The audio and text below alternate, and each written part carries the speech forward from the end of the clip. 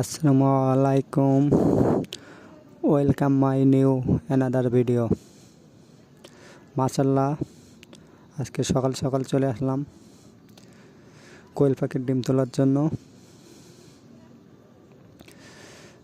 আপনারা জানেন এই শীতে সাধারণত কোয়েল পাখির ডিমের প্রোডাকশন কিছুটা কমে আসে।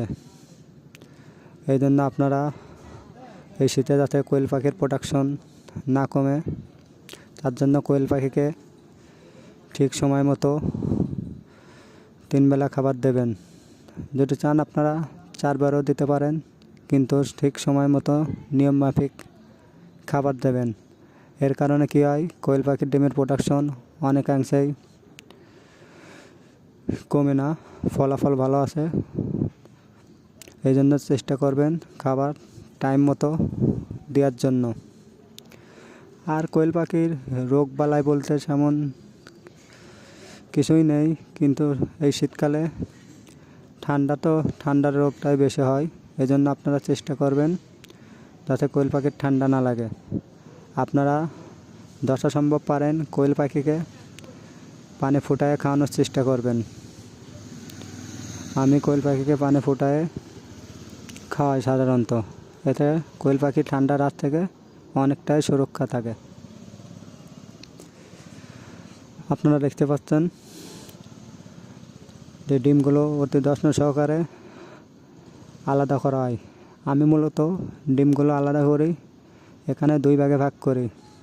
প্রথম হলো এ গ্রেডের যে ডিমগুলা, এই ডিমগুলা আলাদা করে ইনকিউবেটরে দিয়ে বাচ্চা ফোটায়, আর যেগুলো একটু ছোটো বি গ্রেড, এগুলো আলাদা রেখে দিই। ওই জন্য আমার বাচ্চার কোয়ালিটি খুবই সুন্দর এবং হ্যাচিং রেটও ভালো। আপনারা যারা বাচ্চা ফোটান সবসময় এ গ্রেডের ডিমগুলো ইনকিউবেটর দেবেন, এতে হ্যাচিং রেট ভালো পাবেন, বাচ্চার কোয়ালিটিও ভালো পাবেন। আর আপনারা যারা বাচ্চা নিতে ইচ্ছুক তারা স্ক্রিনে দেওয়া নাম্বারে যোগাযোগ করেন। এখানে 20 ডিম থেকে কোয়েল পাখির 0 বয়স থেকে সকল বয়সে পাখি পাওয়া যায়।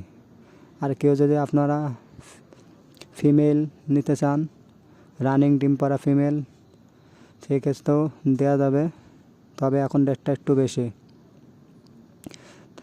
এবং আপনারা 20 দিনের বাচ্চা, 15 দিনের বাচ্চা, 30 দিনের বাচ্চা যারাই নিতে চান স্ক্রিনে দেওয়া নাম্বারে যোগাযোগ করেন।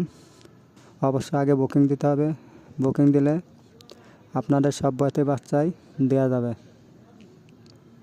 আমার বাচ্চাগুলো খুব এ গ্রেডের, কারণ আমি ডিম বাছাই করার পরে এ গ্রেডের ডিমগুলোই দিয়ে বাচ্চা উৎপাদন করি।